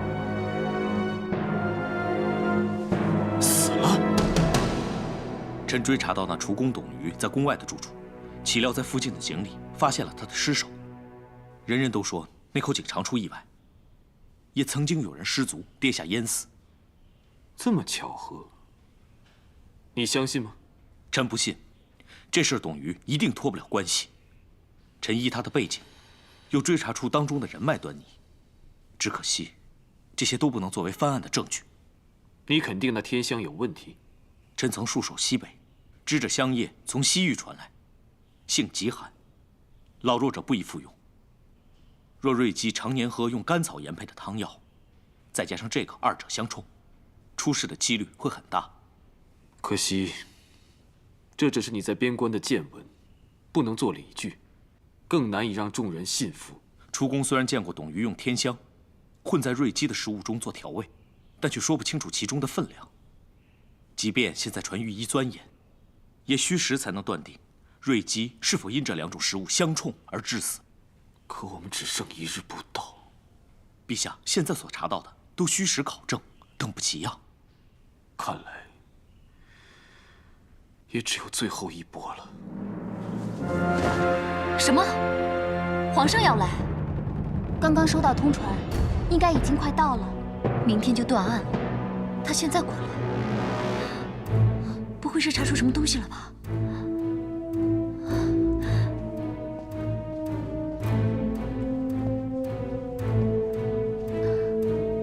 参见陛下。快起来，起来。皇后用膳了没有？还没有。那就一起用膳吧。你看，朕给你带了些南方的点心瓜果，全是快马连夜送来，特意带给皇后尝尝鲜。谢陛下。哎，皇后不必拘礼。来，你们都下去吧。诺。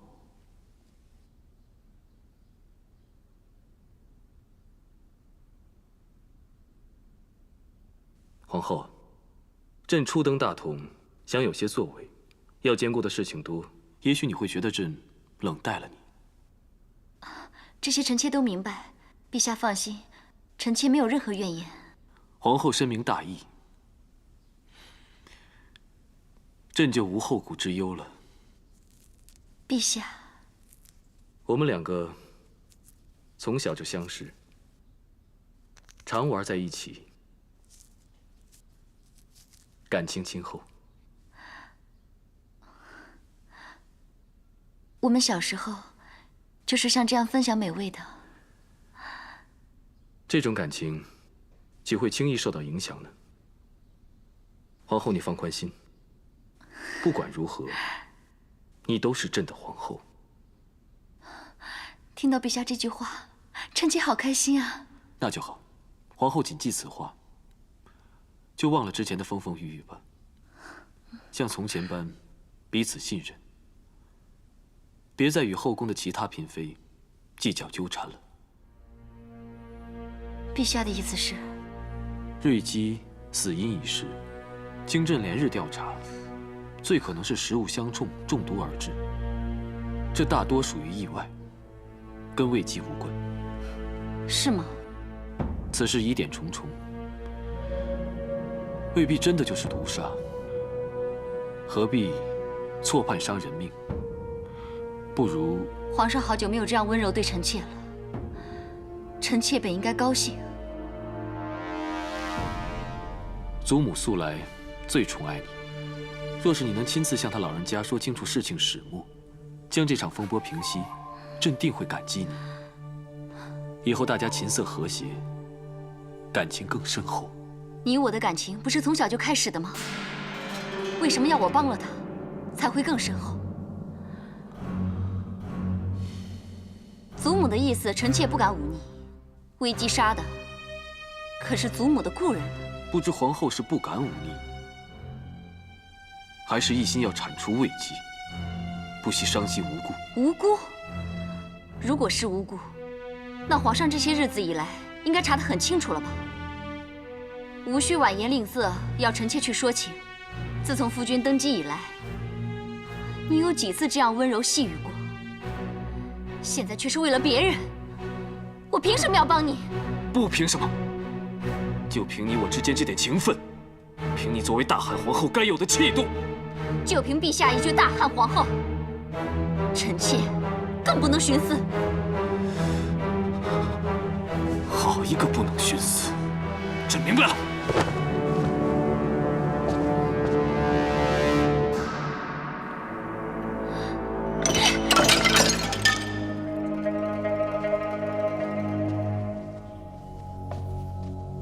回禀陛下，太皇太后说要歇息了，请陛下明日再来。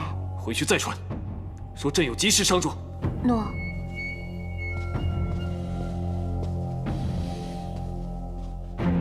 皇上说有急事，非要见太皇太后不可。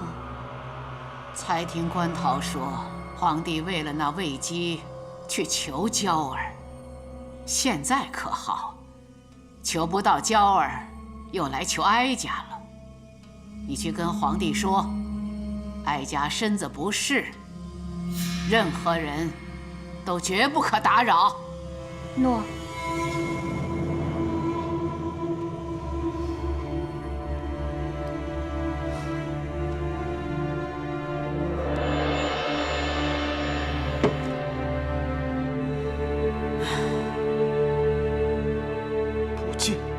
你有没有说清楚朕有急事？奴婢说了，可是太皇太后奉体为和，下令任何人都绝不可打扰。绝不可打扰。是。那就没办法了。段宏，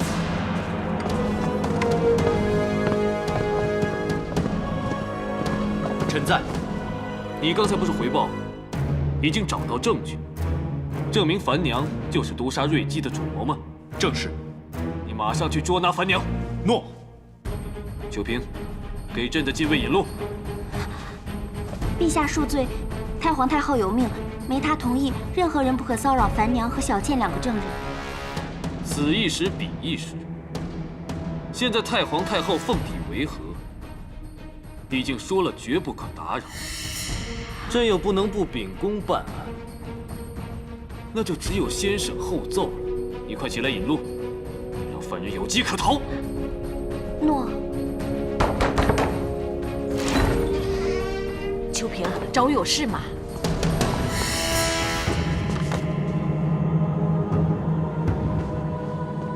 樊娘，我们已经找到证据，证明你与瑞姬被杀一案有关。现在带你去见皇上。你别乱说，有什么证据？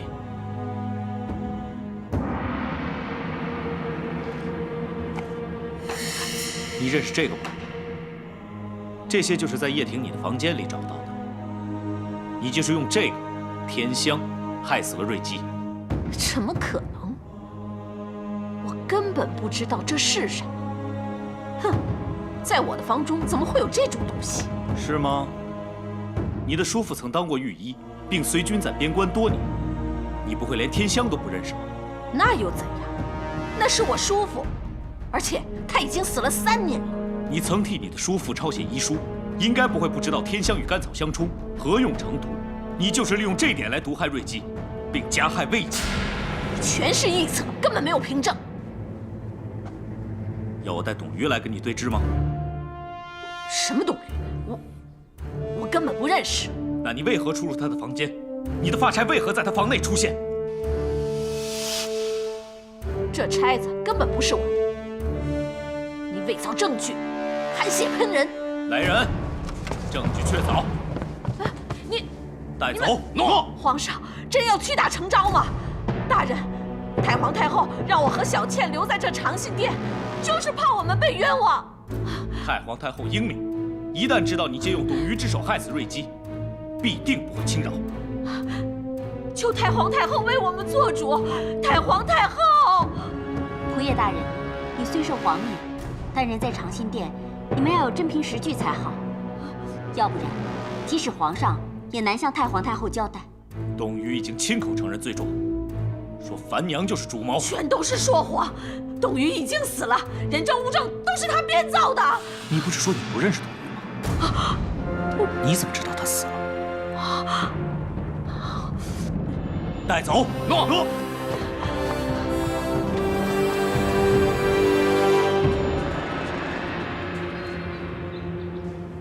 娇儿，今日天朗气清，正适合送那女人上路，消你屈辱，解你怒气。哎呀，这几日真是太漫长了，多一刻我都等不了了。放心吧，皇上查了好几日都没查出什么事，而且还特意去找你求情。哼，那个贱人魏姬肯定活不过今日，你就安心的等着看好戏吧。太皇太后驾到！祖母，孙儿来给你请早安了。母后金安。都起来吧。皇上驾到！陛下圣安。起来吧。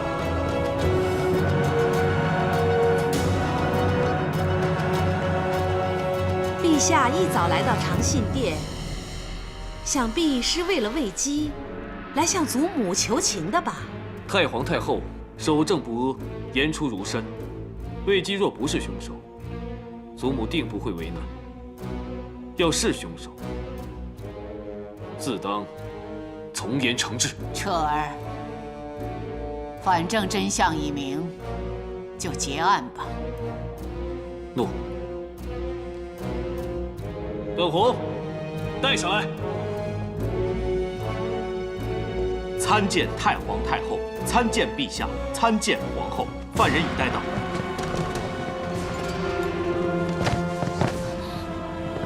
奴婢拜见太皇太后、皇上、皇后。你二人如何令瑞姬中毒，又嫁祸于魏姬的？说。